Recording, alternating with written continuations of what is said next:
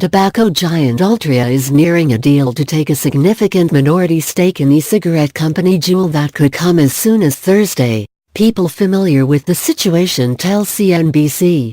Altria is set to take a 35% stake in Juul that would value the e-cigarette maker at $38 billion, the people said. The people familiar cautioned negotiations remain in flux. It is possible deal talks could extend beyond the next few weeks. It is also possible the deal falls apart. Should the deal be consummated, it would mark a turning point for Juul. The company has positioned itself as an enemy of big tobacco, helping to wean adults off combustible cigarettes, which are responsible for killing about 500,000 Americans every year. But a surge in high school students using e-cigarettes, mainly Juul, has challenged that posture. It is widely thought these teens would have never smoked, but are being introduced to addictive nicotine by vaping. U.S. regulators have cracked down on Juul's use of fruity flavors, which they say encourages teen use. With this pressure, Juul has started facing some of the same regulatory and financial pressures that big tobacco has dealt with for decades. A deal with Altria could bring that institutional knowledge.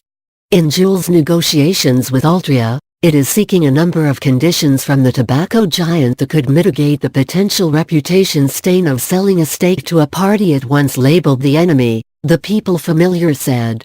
If successful, these conditions could mitigate some of the reputational stain that would come with selling a stake to a party it once labeled the enemy. Some demands have included giving Juul top shelf space and adding Juul coupons to cigarette packs, the people said. Altria owns best-selling cigarette brand, Marlboro. It could not be immediately determined which if any of these stipulations Altria has or will agree to. Should Altria announce a deal with Juul this month, it would be its second transformative investment in as many weeks.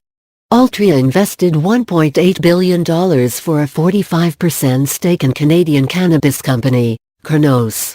Altria also said as part of its Cronos announcement it will discontinue Martin and Green Smoke e-cigarette products, citing their financial performance combined with heightened regulatory restrictions.